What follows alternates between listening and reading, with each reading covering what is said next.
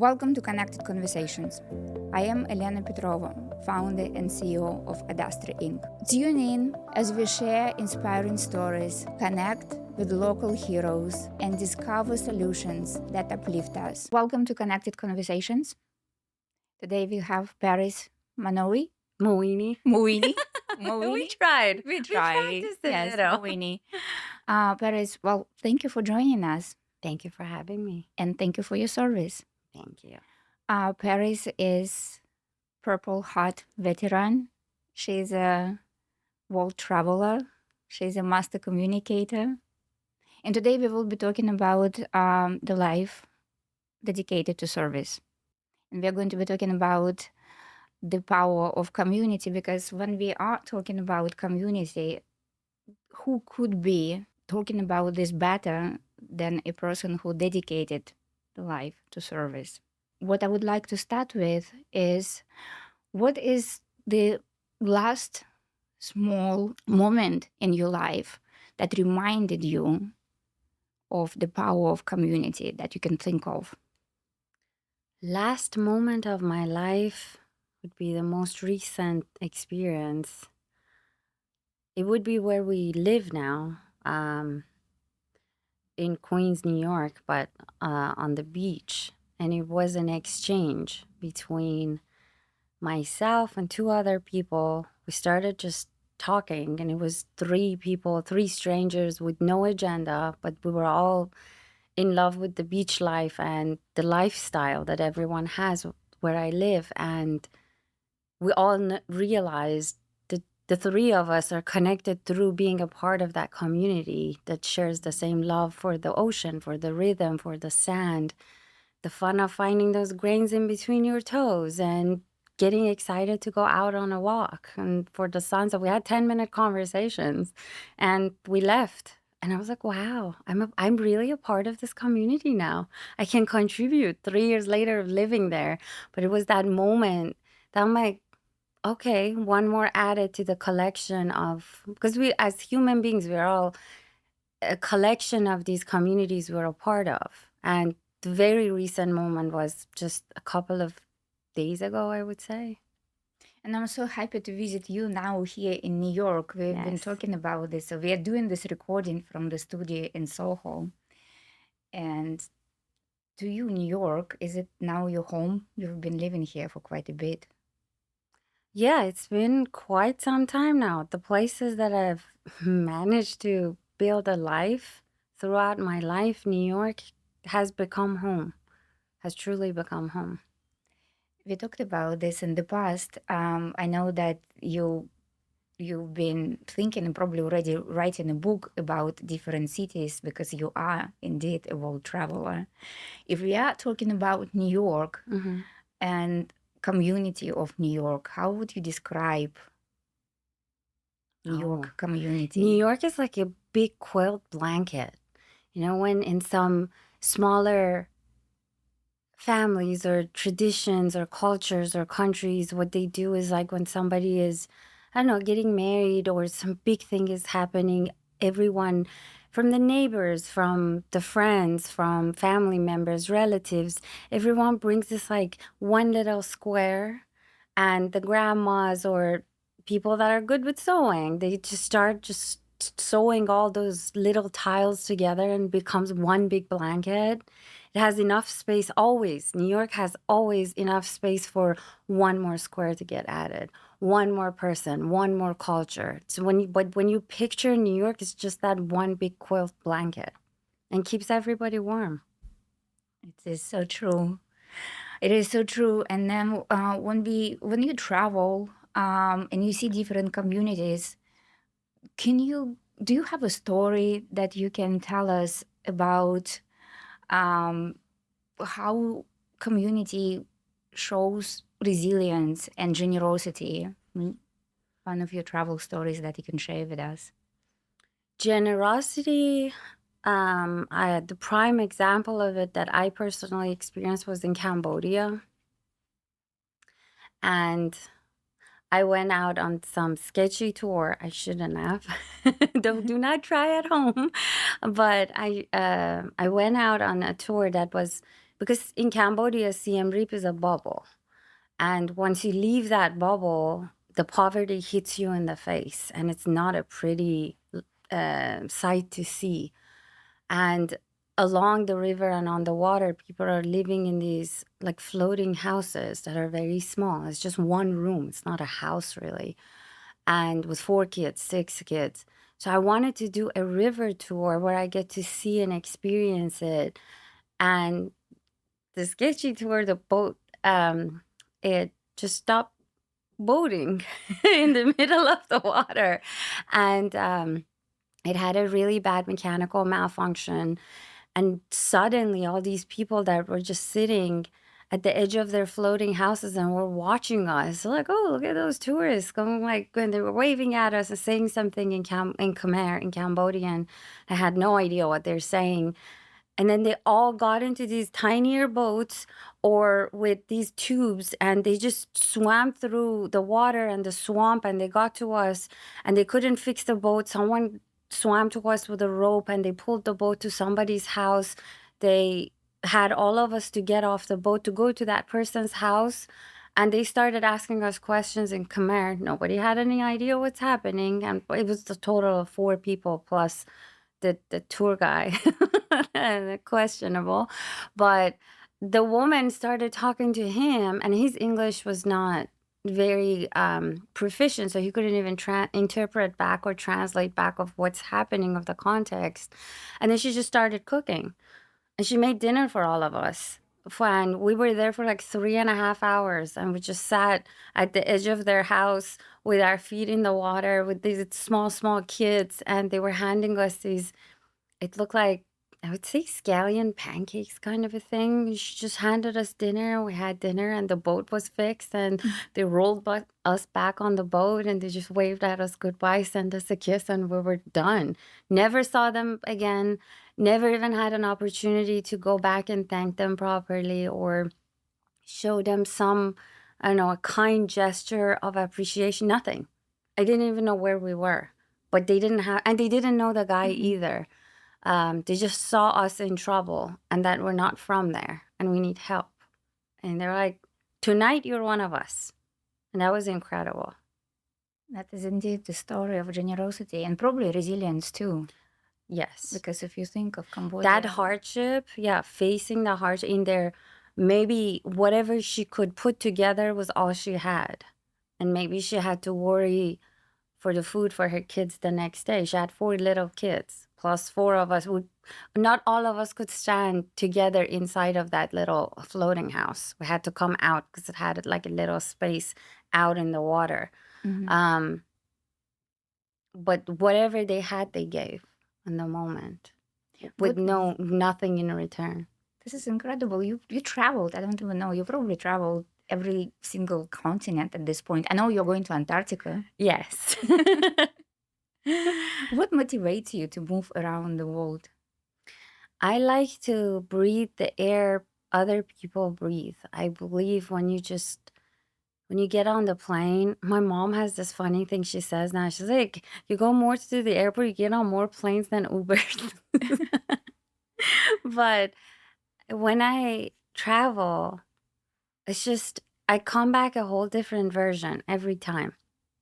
And I like to wait for those little discoveries that when I come back and my outlook on life has changed, or on little things or big things, or it could be, I don't know, the way I would open this bottle would suddenly change because of me immersing myself in another culture for 3 days or 30 days or live there for 3 years. It doesn't matter.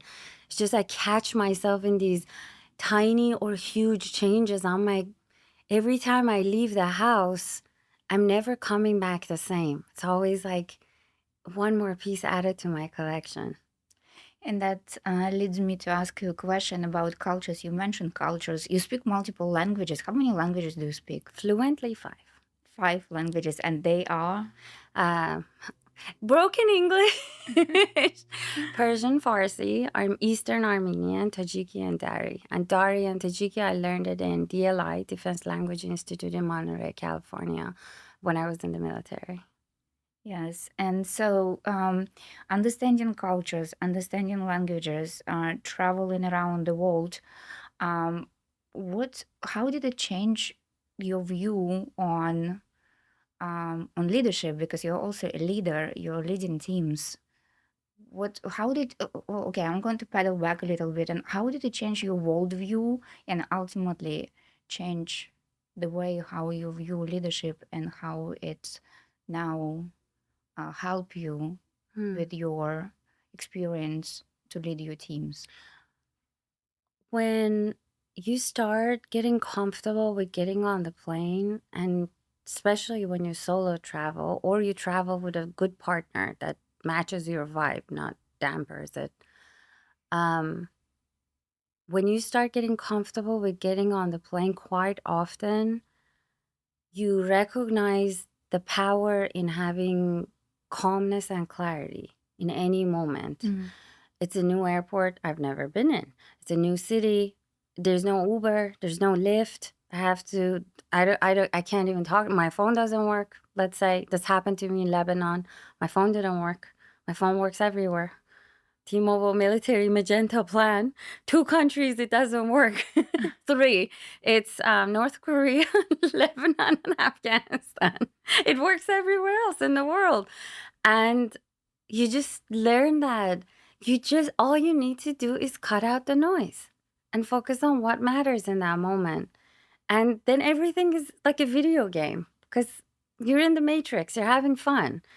Find those little joys and go with it. Same with the leadership. When I am in the positions that I've been and my current position, all I do is to be able to show up for my team and for the company that I work for, I have to cut out the noise. So that calmness, that clarity, it always is like those two main drives for me to even open the laptop and say good morning to everybody. And same with traveling. Yeah, and that leads me to my next question because you do communicate in a very, very special way. And me working with you right now over a year, I've been learning a lot from you. Absolutely a lot. It's been such a privilege and pleasure. How do was it travel? Was it a military experience or combination of both? How did you arrive to where you are today when you communicate? I noticed that you communicate in such a way that you constantly highlight your teammates and you put them first, and you also communicate the shared values of your team Hmm. and your teammates. How did you arrive to this from your previous experience, whether they, again, military, travel, maybe communication strategies that you learned through those experiences? It could be a collection of all, but I learned initially growing up, I learned to communicate. Um, well, I used to be a ballerina growing up, so without them, you're nothing. But you don't talk. So all you do is learning each other's cues and, and eye signals and the tiny tilt that no one else would notice just to have the performance that you need to deliver, what you've been training and rehearsing for 8 hours a day, just for that half an hour that people paid to come and watch the show. Um, but as I got older, and then when I joined the military, that silent brotherhood that we all became a part of taught me there is this cliche that they say there is no I, it's always we. But when you feel that, when you live that, when you experience that, you don't even want to take the credit. You don't want to go say I did that. No, like okay, if it wasn't me, it would have been someone else. But they are my all these amazing, incredible human beings that I have the honor to work with them today at Ad Astra, and everyone that I've worked with throughout my life. They made me look better, so I had to fight harder.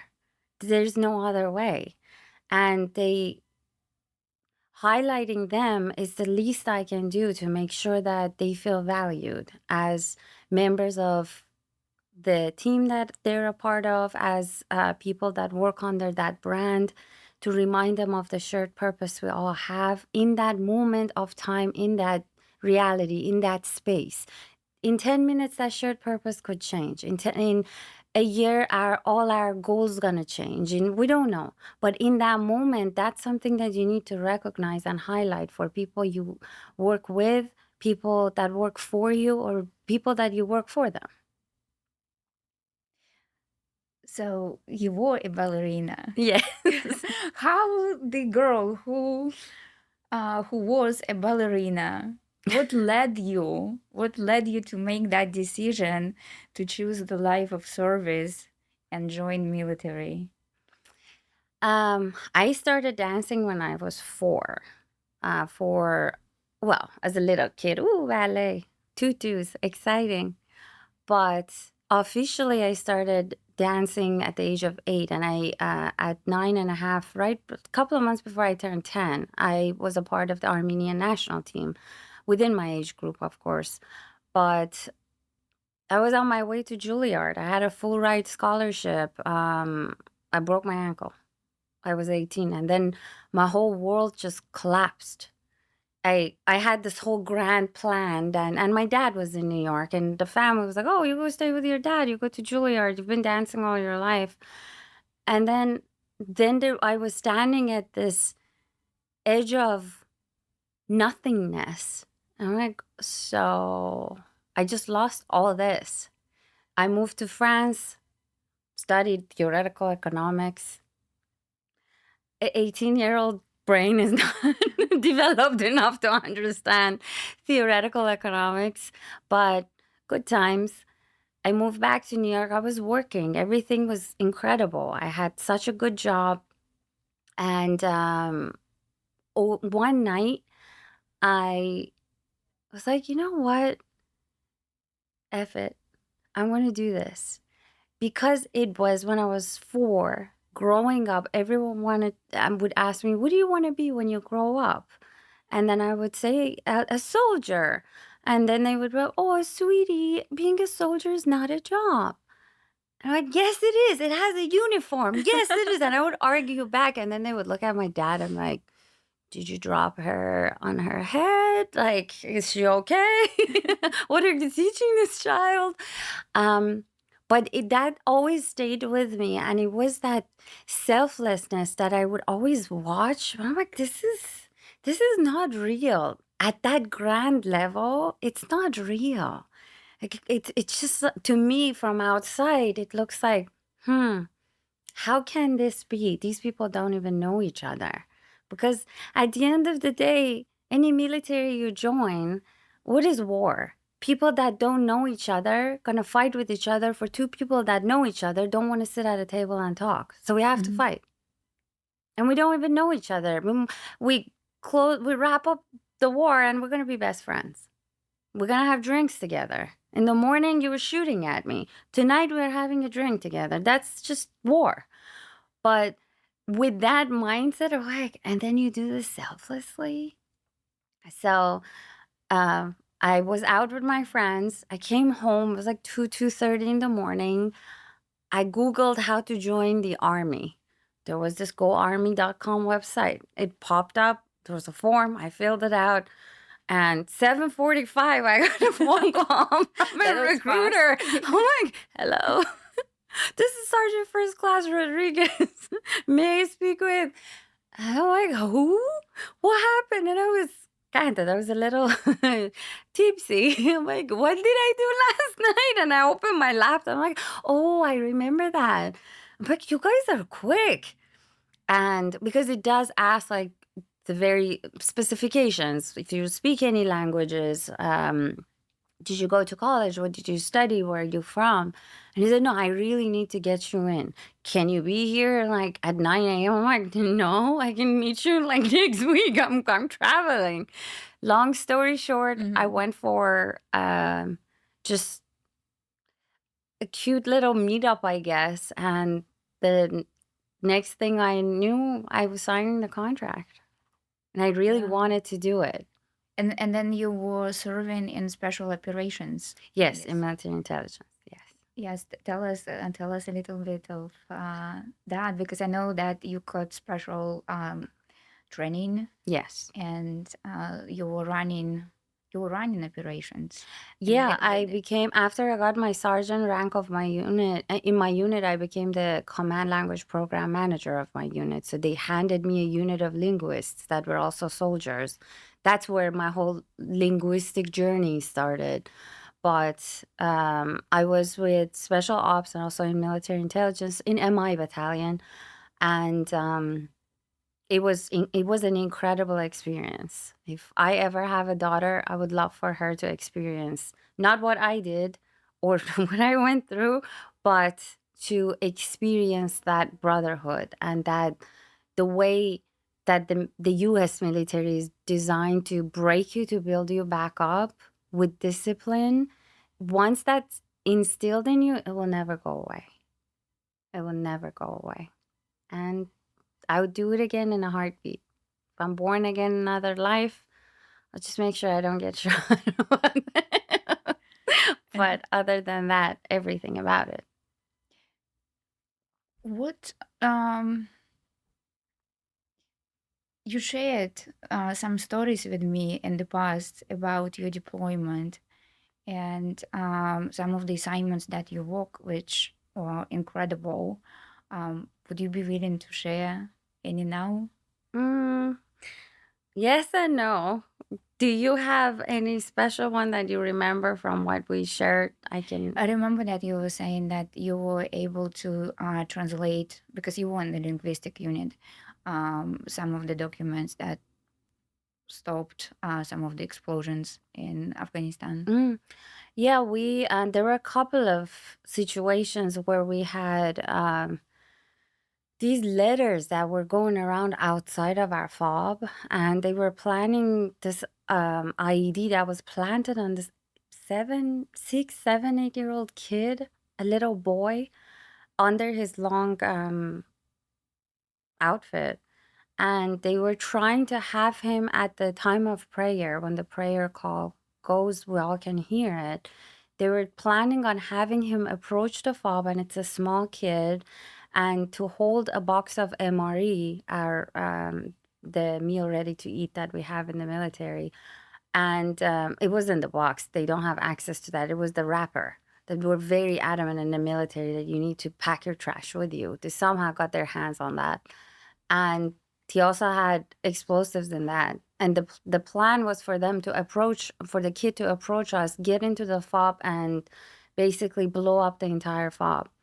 And we were out. I was out with a Fed team. Fed teams are female engagement teams. We were out on a mission, and but we were on foot. And it just caught my eye that somebody was like as if they're dealing drugs, but it's a piece of paper. It was like very, and they're seeing all of us in uniform and how we are carrying. Um, I just approached one of the women, and I just took my hand out and I just did this, and she tried to hide it. So two of the soldiers that were with me went over, and we had to take it from her. And she was resisting, and then they were like, "What is it? What is it?" I'm like, "Oh, we gotta go. We started the way we just rushed back, and I had to sit down and translate that, do side translation of it in 3 different languages, making sure I'm sending it out to everyone that I have to send out. And then a two-star general shows up, and I have to brief him about what happened. We found the kid, we found the explosives. By just your corner of your eye, just catching that, where easily 80 to 85 people could have died. And they were planning it for the next day. So it wasn't even like, oh, we have a week of figuring this out. It was literally about to happen the next day at noon at the prayer call. Fun life. But yes, you Fun life. yeah, you've been through a lot. And again, thank you for your service and thank you for what Thank you you. have done for all of us. Um, k- would you be willing to share the story of you how you earned your Purple Heart? Sure. We were out. We got stuck. I signed a lot of paperwork, so I'm not gonna get into all the details, but, um, the veterans that probably gonna watch this, they know. They're like, "Oh, yeah, clearance and stuff." But we were out, got stuck. Long story short, I'm with these 4 incredible boys that day, they decided to, "Let's not use our brains. Let's just not." And I had to jump on top of the Humvee, and I was helping them and guiding them and trying to tell them how to get the vehicle out of the sand because we got stuck in the sand. And you need to have this bird's eye view on all the wheels to see who needs to do what. And then we started. We were surrounded by the mountains, so we knew Taliban or the insurgents are watching us. But then I heard shots getting fired, and depending whatever level you are in the military, the moment you hear something, you start screaming, shots fired, take cover. So I started screaming. They all went under the Humvee, and then and I'm still trying to figure out what's going on. Are they safe? And then one of them from down there was like, "Sergeant Moeini, you got shot." I'm like, "Shut the fuck up, take cover." And then I just dropped from the I didn't remember anything, and then I had to get medevaced and all that, and I felt very lucky that I won. We all came home safe. We all made it back safe, all 5 of us that day, and then I got to keep my leg. Thank God for that. Thank God for that. And didn't you had 2 deployments, right? Yes, I did So 2 tours. yes, and so nothing stopped you. You went back. You really don't have a choice, to be honest. When your orders show up, you gotta go. The first one, I had a little bit of time to prepare. The second one, it was just in a few days. Like, you gotta go. You got your orders. I'm like, okay. It's just, it comes with the mindset. Because when you're in and you're under contract, so you become a property of basically the US government in any military. But from this year to this year, I'm in. There are ways that you can get out of a deployment. There are ways that you can get out of yourself, but it's so dishonorable. Like, if you have to go to that length to get yourself out of a deployment, why did you even sign up? This is one of those things in life that nobody forces you. You did this because you wanted to. And especially with deployments, it's very rare that people get to swap with someone else, or because your unique abilities, your unique skill set, what they've trained you for is needed for a unit. So they would basically dispatch us in a way and attach us to different units that people had the jobs like us. And we would never, my whole unit would never get deployed all at the same time. They would just pluck us and then attach us to different units that were going out. And today, again, like our generation, when we talk about younger generation today, if you are to talk to younger generation today about the concept of sacrifice, you've been through a lot of sacrifice. How would you be talking to them about this concept? It's a very good question. I would tell them that sacrifice is not about losing something. It's about making a choice in a moment to give something to somebody else. When you lose something, there's nothing to gain in return. It's gone. But when you choose to give something up for something else, that brings the meaning with it. I would tell the younger generation that it doesn't have to be that dramatic. It could be as easy as you showing up when it gets hard. That's a sacrifice because you're making a choice in that moment. Or it can be as selfless as risking your life. I wanted to pay my dues to America to join and to serve this military. I had options, but this was where I felt like this is the place that if you dream it and you have a little bit of wit and a little bit of resilience, you can make it happen. It's going to be hard. It's not going there are no handouts in this country, but it gives you the playground. Go play. Stay within the rules, but go play. Not going to stop you. Other countries, different stories with everything that comes with every country. But this was the place where I was like, in order for me to play in this playground, I want to pay my dues all in advance, all in one go. So I would never look at it as I did this selfless act and I want everyone to notice. I'm like, no, I did, yeah, we did some cool stuff and all of the good things that came with it and the way how broken you come home, of course. But at the end of the day, even that, or when I don't want to get out of bed and I have to show up for myself, I have to show up for my partner, I have to show up for my cat, that's a sacrifice that day that I have to make. It could be very simple. It's just a choice we make. Yes, it's a very strong way to look at it. Thank you. And I know that you learned a lot because, again, what I enjoy watching you, because, again, I have a privilege working with you, it's the way how you communicate. And I know that you probably learned a lot of that during your military career of Yeah. communication. Can you talk a little bit about your communication strategies that you learned? And is there any in particular you can share when it comes to communication? I learned when I was in the service, because initially, of course, you're in boot camp and then you go to AIT, the advanced individual training for the job, the MOS that you chose.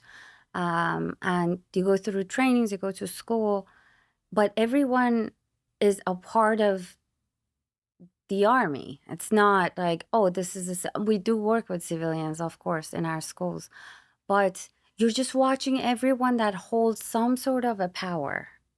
But then you get to see them if they're hiding behind the rank or they're giving meaning to that rank. There's a difference.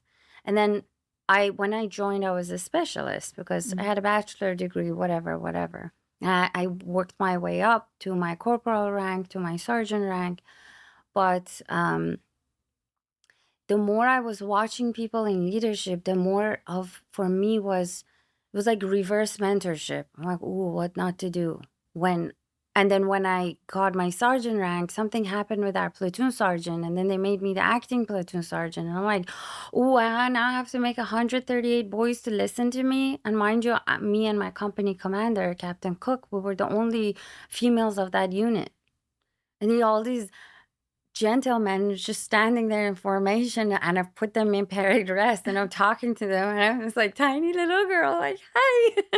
Not like that, but in my head it would feel like that. And then I learned that people in chaos, they look for steadiness. They seek that out.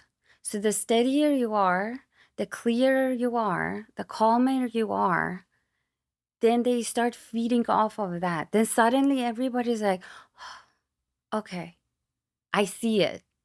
If your team cannot see the mission clearly, it's a failed mission. Why bother? Why bother? We're not sharing the same objective. Whether it could be in the workplace, whether it could be in the military, whether it could be even in a relationship or a friendship. If we're not having shared values or goals, then what are we doing? We can be hanging out anytime, but we can't turn it into one of those XYZ ships that brings that purpose or that meaning or that shared value at the end of the day. But I always believe in, no matter what is given to me, I need to cut out the noise first. In the military, the objective of the mission and the welfare of my soldiers were always my two priorities. That's it. Accomplishing it and making sure everybody gets home. In the corporate life, I follow the same principles, but also with empathy. And by empathy, it doesn't mean that in the army, I used to be like, okay, my feelings about this right now, it's irrelevant. I could go to the barracks and cry about this in 2 days. But right now, what I'm dealing with, my feelings is not going to change that. I'm just going to get myself worked up. So let me just put it in a box and not to deal with it later, but to handle it later, because it's taking so much mental space. And this is more important. here, you can't do that. You can't tell people your feelings are irrelevant because their feelings dictate their actions. So I need to make sure in the position that I am, the people that I'm responsible for, they feel valued, they feel seen, and they feel heard. I go back and check with my team. I'm like, I'm not going to ask them, do you feel seen right now? Did I do good? Will you give me a thumbs up? But I try to go after very specific feedbacks from them. And when they give it to me, I'm like, okay, they feel as taken care of as I was hoping that they would feel. Now we're aligned. Now we can push this ship a little bit forward. Now we can go from point A to 8.1. We don't have to go to C right now. Just one foot in front of the other. Yeah, and you're doing an incredible job because you're always so grounded, and now I can understand where it's coming from. Thank you. I found out the other, when we met in DC, one of our colleagues, she was telling me, it was so cute. She was like, you have a princess voice in the meetings. I'm like, what do you mean? She's like, everybody's like, this is garbage. What is this we're dealing with? And you come in and you're like, this is garbage. Why did you do this? I'm like, oh, that's such a good compliment. Coming very from a cute. ballerina in military. Yeah. So apparently we have the princess voice that I didn't know I do. But it was such a good compliment. Um, so, and that's going to lead me to the next question is, so you definitely got a lot of experience on bringing this feeling of being grounded, building your team, and ultimately building a community around you. And we are talking about communities today because community is incredibly important, something that pandemic showed us how we are not going to be able to survive without it.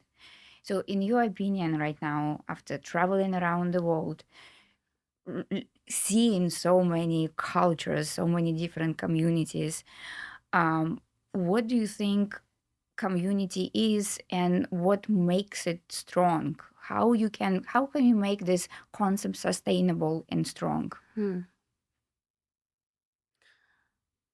I think community could be anything more than two people has the potential of turning into a community. Just group of two, just a pair, not even three, a pair. They can start. But you can't recruit people to join. It's internal. It's what I'm doing over there in that corner would want you to come and join me over here because it's more fun. Not fun in the meaning of fun. It could be something that ignites joy in you. It could be something that ignites value in you. It could be something that you were lost and suddenly there's this feeling that you can't exactly put your finger on it, but it makes you feel like I'm a part of something bigger. I didn't know I'm capable of that because as human beings, we're social animals, but we also tend to isolate a lot because of our schemas and our traumas and all those suitcases and baggages we bring with ourselves, and we want to protect ourselves. But then suddenly you see this whole thing over there. I'm like, what would it take for me from here to go over there? But if that group of people keep pushing you that you have to be a part of this community, but you are already a part of this community, externally forcing that and it won't work.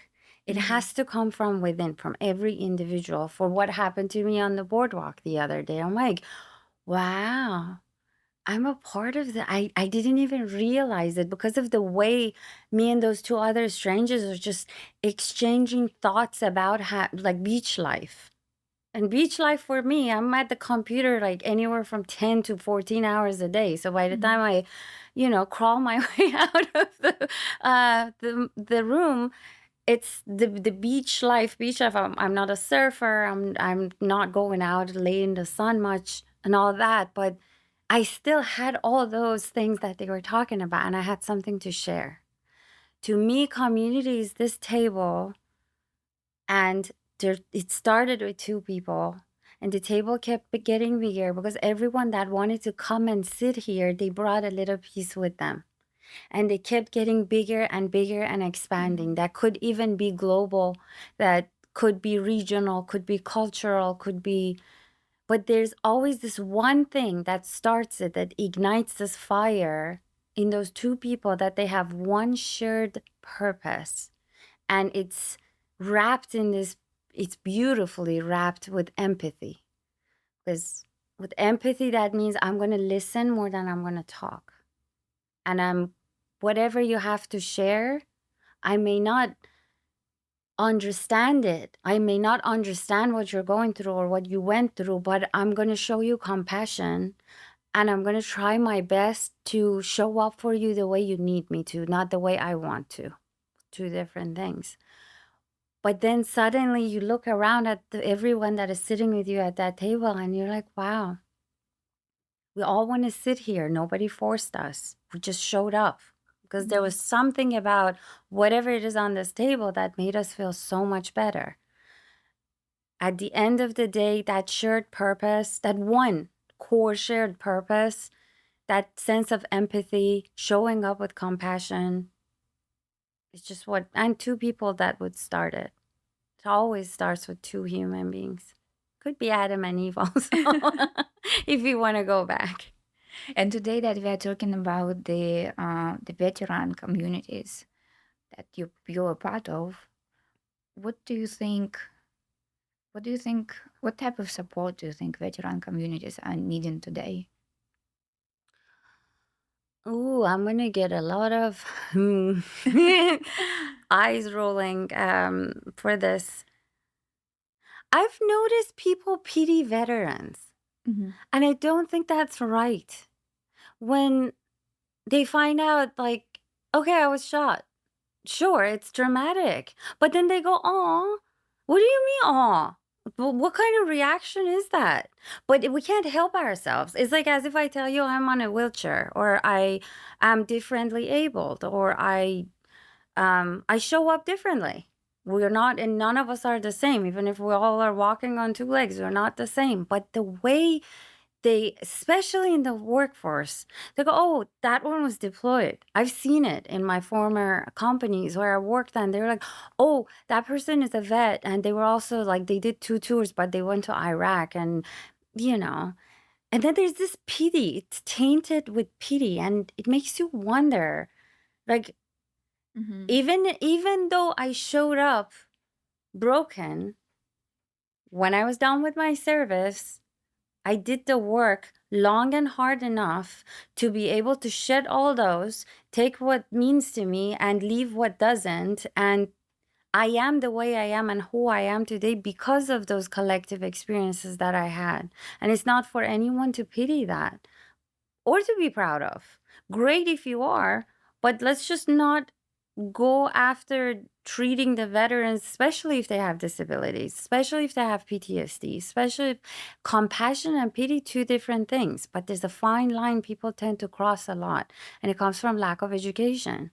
It comes from, oh, the society has forced us to acknowledge someone's military status in a certain way, and I don't know if I'm doing it right.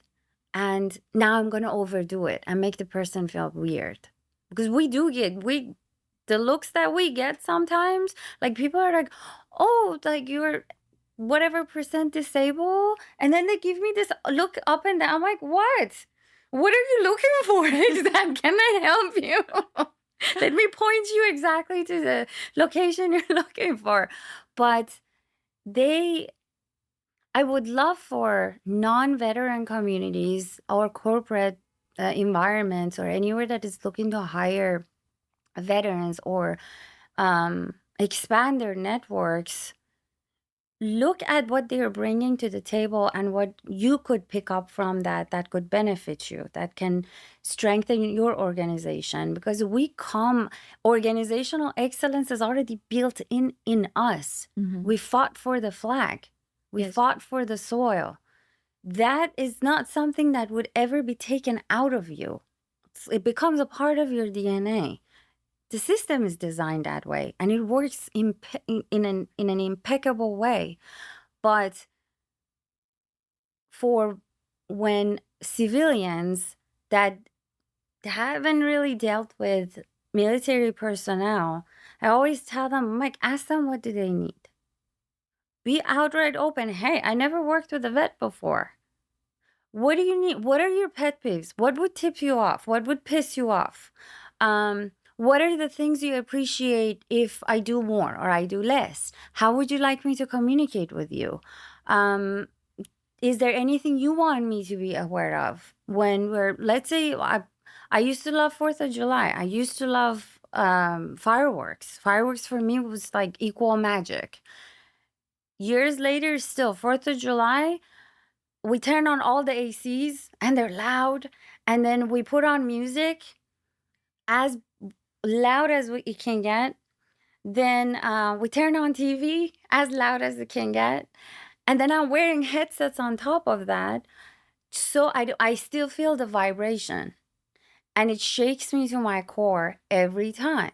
But now people that know me, they don't invite me for 4th of July parties because they're like, oh, she's going to jump under the table. The moment there's like, especially the random ones. But I communicate that to people so they leave me alone. Because then it gets annoying. Then I'm like, oh, I have to explain again. I don't want to make people feel bad. I don't want them to like invite me and I keep saying no. I'm like, 4th of July, Paris is off grid. Like, leave her alone. She doesn't exist. Yeah. She'll reappear on July 5th. She'll quietly celebrate America's birthday. And but it's just for the civilian to open that communication door. It's not on the veteran to come and say, hey, Yeah. I'm a vet and I need this from you. Because then what am I doing? I'm just taking the light and put it on my head. I'm like, look at me differently. But when the civilian comes and says, hey, I understand, you had a whole different experience that my brain can never comprehend because I could never walk in those boots. But what do you need from me? How do you want me to show up for you? And we are also designed to be very honest. Like, we can't help ourselves. We will be very direct and very honest. That is an excellent advice. Again, going back to communication, to be open and curious. I think curiosity is the key, well, at least for me. And again, I'm going to say it yet again, how privileged I am because you join us, Thank our you. team, and we continue growing. I would like to have more veterans on our team because you guys bring so much knowledge, particularly in leadership, Thank you. experience, and also communication. So now, if you look at your current chapter in your life, what projects you're looking at on the personal level and professional level? I know that you always look for something, for something new, whether it's travel, whether it's going to Antarctica, writing a book, studying more psychology. What is that you're currently working on for the next 1 to 3 years? Well, got a wedding to plan. Yes, That's one. congratulations on that. Thank you. So that's such a joyous project and process and experience of its own. But personally, I do want to, the idea of the book you already know. And there are multiple chapters written already, but I want to have that space in my head where I can finish it, or at least come out with one volume, or however I decide to release it. That's on the books. I do want to go back to school soon, but I am still debating between if I want to do IO, the industrial organizational psychology, or if I want to get a little down and dirty with AI, but AI not in the way the world is moving with AI in operations in general, operation management, because I genuinely believe to understand it, you have to ride that wave instead of just resist it or think, oh, ChatGPT is cool, so I'm going to stop using my brain and let ChatGPT to think, for example, for me. So that's on the books, but I still have to make that decision. And to me, thinking 3 years from now is extremely terrifying because you never know if you actually going to wake up tomorrow or not. And What I love about my life, and that's something I owe to the military, is that when you're deployed and when you're in the middle of an active war zone, you don't know if it's not even about waking up tomorrow. You don't know if you close your eyes, you're going to be able to open them again. Everything could be gone because we saw it many times happening right in front of us, or people that were with us the day before weren't with us that day or ever again. And we had to take them home with us or their dog tags, but, or whatever was left of them. But when you live like that, and then like everything becomes so fragile and it becomes so precious. So if I want to fight with you, I will fight with you like it's the last fight of my life. But then I'll come make it up like it's the last time I'm ever going to make up before I Paris, die. I've never seen you Yeah, fighting. we don't fight. We do not fight. Fight. But if just for, and I'm not somebody that, how I've gotten a lot more grounded in terms of, ooh, butterfly over there. Ooh, what's going on? Or that looks shiny. That looks Mhm. exciting. I want to try that. I've gotten a little better in terms of finding that balance. Um, but thinking that far, you might as well ask me what my plan is for the next 30 years. Like 3 and 30 in my head right now. It's like, same. The difference is just a zero. But within the next year, hopefully going back to school and also deciding what I'm going to do with the book. It's incredible. I can't wait for that book because I think it's going to be incredible Thank you. chapters of, again, travel and looking at different cities. I don't Yeah, know. getting to know the souls of the cities differently as if they were people. Yeah, and again, going back to the conversation of a linguist and communication, if you are to describe your current life, which is very interesting again, congratulations on your new life chapter. Thank you. Um, one word to describe it, what word would you use? My life? Yes. Oh, Or maybe current chapter. current chapter? Adventure. Adventure. I love Yeah, that one. adventure. Sense of adventure. Well, thank you so much. Your life is incredibly motivational. Every time Thank when you. I hear your stories, it gives me dopamine and Oh, energy, thank positive, all you. those positive boost of hormones that you want to go and do things. Yeah, And you should go do them. yes, You should go do well, them. thank you so much for Thank joining you for us. having me. And before we finish our conversation for today, if there is one lesson that you want our listeners to get from this discussion, something that one takeaway Hmm. when we talk about the life of service, supporting veterans, or maybe for the younger generation to join military, what would you like us to take from your life experience? For people who want to join, I would tell them get really clear on the why because you can get disappointed real fast. It's not like the movies. It's not cute. It's not. It's ugly, it's dirty, it's bloody, but then it's beautiful and it's sincere and it's genuine. And the brotherhood is something, the trust, the loyalty, the honor. Get clear on why are you doing this. Mm-hmm. Army is not to Army is not a place where you're going to join to get the GI Bill to go to college after. So I'm just going to suck it up for a few years. It's going to break you and you will never be able to be the same or a better version of yourself.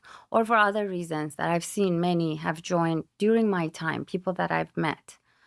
For anyone else, I would say your nugget of wisdom for today is in order to be interesting, be interested.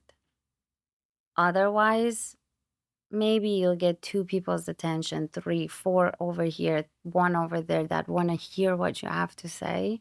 But if you're genuinely interested in others, or even if it's this bottle of water, I'm going to be interested in it before I drink it because it's going to add something to me. If it doesn't serve me, why is it in front of me? Well, thank you, Paris. You're welcome. That is indeed the words of Nuggets of wisdom. nuggets of wisdom from somebody Guru who Paris. dedicated their Like life two of and my best service. friends are calling me Guru Paris. Thank you very much. I really enjoyed talking to you. Likewise, and And thank you for the joining opportunity. Connected Conversations. Thank you for tuning in into Connected Conversation. As we continue on our first year, we are incredibly inspired by the potential of positive change within our communities. We invite you to be a part of our conversation, and we invite you to be a part of our journey. Please subscribe to our podcast to stay updated on our latest episodes. Your support is incredibly invaluable. It will help us to grow our community. We also encourage you to share your thoughts in the comments of each episode. Your feedback will help us to create even more meaningful conversations. We can inspire the change and connect with each other one conversation at a time.